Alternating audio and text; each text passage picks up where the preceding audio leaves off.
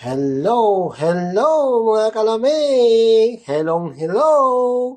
Kung meron tayong chicken binakol na ginawa nun, ngayon naman kalabasa or squash. Squash chicken mushroom soup. Ayan po ang ating gagawin ngayon mga kalamig. Ayan, nakikita niyo yung mga ingredients. Ayan. Kalabasa, chicken, mushroom, celery, carrots, tomato, onion, and ginger. Ayan, salt and pepper. And then, seasoning at saka isang cube chicken. Siyempre, wag na natin patagalin. Ito, kakat natin to. Itong nasa ibabaw, isasama natin sa pagpalambot ng chicken. Cut natin, then after nyan, iiwan natin yan kasi dyan natin ilalagay yung nalutong chicken mamaya. Parang yung buko sa binakol. Lagyan natin yung buko. Ayan, hatiin na natin yan. Tara na! Cut lang natin yung ating squash.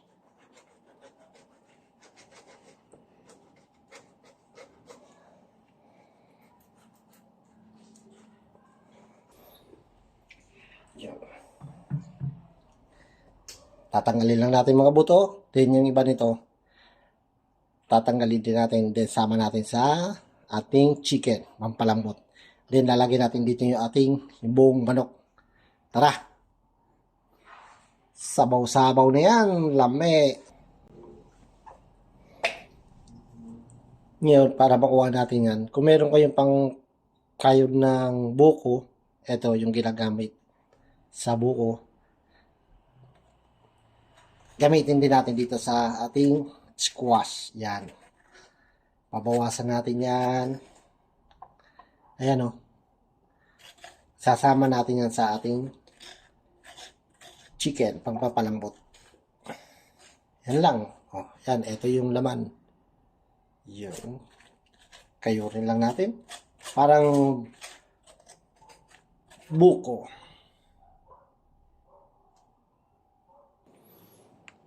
Ayan na. Ito yung nakayob natin. Mamaya, lalagyan natin chicken. And then, ito naman yung nakuha natin laman. So, tara. Umpisa na natin palambutin yung ating chicken. Tara. Palambutin na natin ang ating chicken. Lagyan na natin lahat ng ingredients. Celery, carrots. Palalambutin na natin yan. Garlic, ginger, ayan, tas laurel, ayan, then, itong ating kinat na squash or yung ating kalabasa, ayan, palalambutin natin yan, mga 1 oras siguro yung ating manok, lagyan natin salt and pepper para may lasa na. Mamaya titimplahan ulit natin yan. Yan. Then, syempre, lagyan natin tubig.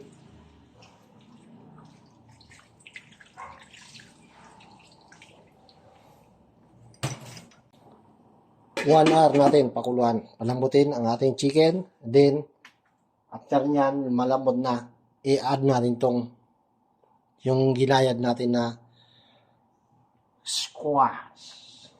Yan. And then, yung ating mushroom. Ihuli natin tong mushroom. Yan. Cooking time, 1 hour or 1.5. Ayan. Basta't malambot na yung chicken, okay na yan. Siguradong lami. Kaayo to.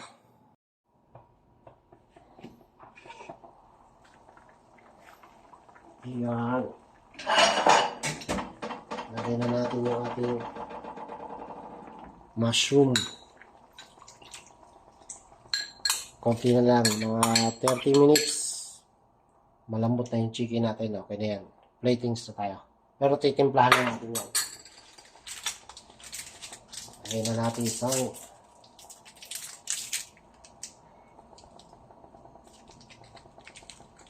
cube. Tapos sisudig lagyan natin. Sabi nga, pampasarap daw eh. Try natin. Yan, timpla natin mamaya. After nito. Pag kulang pa yung panlasa nyo is, lagyan natin patis. Timplahan natin.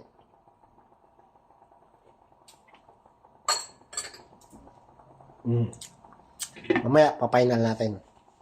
Sa akin, konting may asin. Sarap. Papahigop tayo ng sabaw.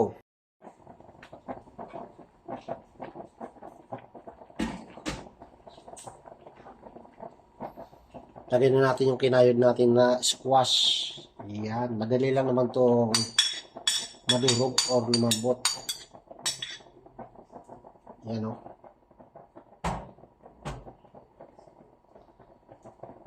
10 to 15 minutes platings na tayo. Ayos na sa lasa. 10 to 15 minutes platings na tayo. Yan, beautiful. Wow, sarap nito. Platings na tayo mga kalami. Tikman na natin yan. Ilalagay na natin dito yan sa ating squash. Huwag na natin patagalin. Ang lambot na.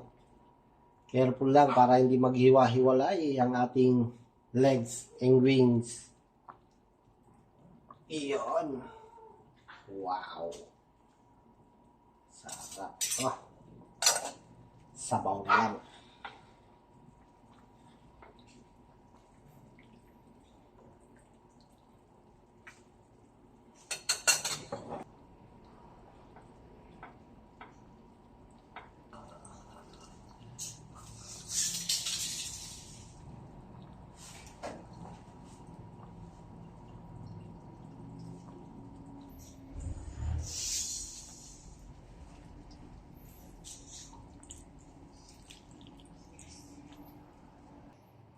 Ayan, lagyan natin ng garnish ng celery. Ayan, ito yung nagawa natin. Squash chicken mushroom soup. Ayan, sarap. Dami kayo. Si Ramon.